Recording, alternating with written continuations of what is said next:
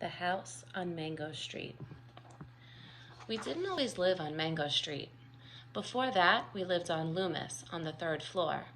And before that, we lived on Keeler. Before Keeler, it was Paulina. And before that, I can't remember. But what I remember most is moving a lot. Each time it seemed there'd be one more of us. By the time we got to Mango Street, we were 6. Mama, Papa, Carlos, Kiki, my sister Nenny, and me.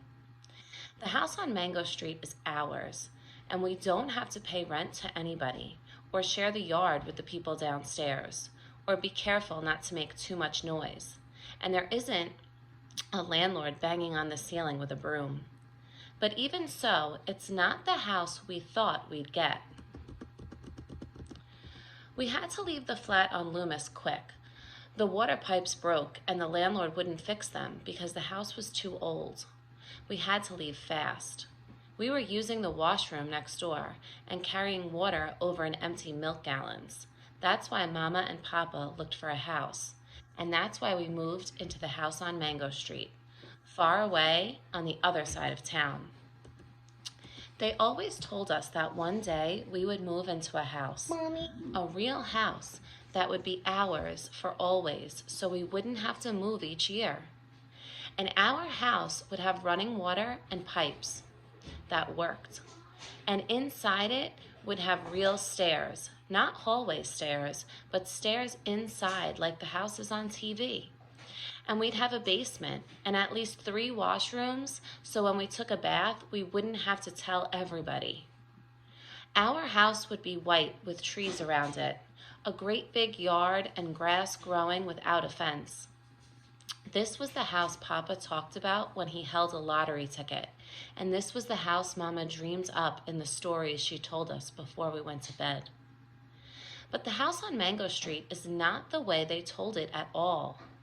It's small and red, with tight steps in front and windows so small you'd think they were holding their breath.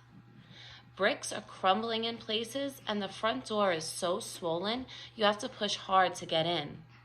There is no front yard, only 4 little elms the city planted by the curb. Out back is a small garage for the car we don't own yet, and a small yard that looks smaller between 2 buildings on either side. There are stairs in our house, but they're ordinary hallway stairs, and the house only has 1 washroom. Everybody has to share a bedroom, Mama and Papa, Carlos and Kiki, me and Nenny. Once when we were living on Loomis, a nun from my school passed by and saw me playing out front.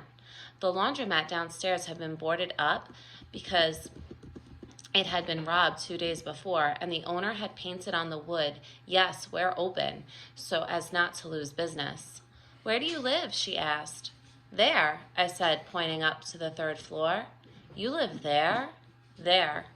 I had to look to where she pointed. The 3rd floor, the paint peeling, wooden bars Papa had nailed up to the windows so we wouldn't fall out.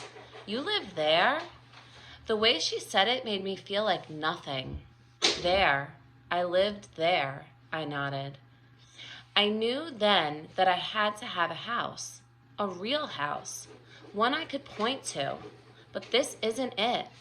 The house on Mango Street isn't it. For the time being, Mama says. Temporary, says Papa. But I know how those things go.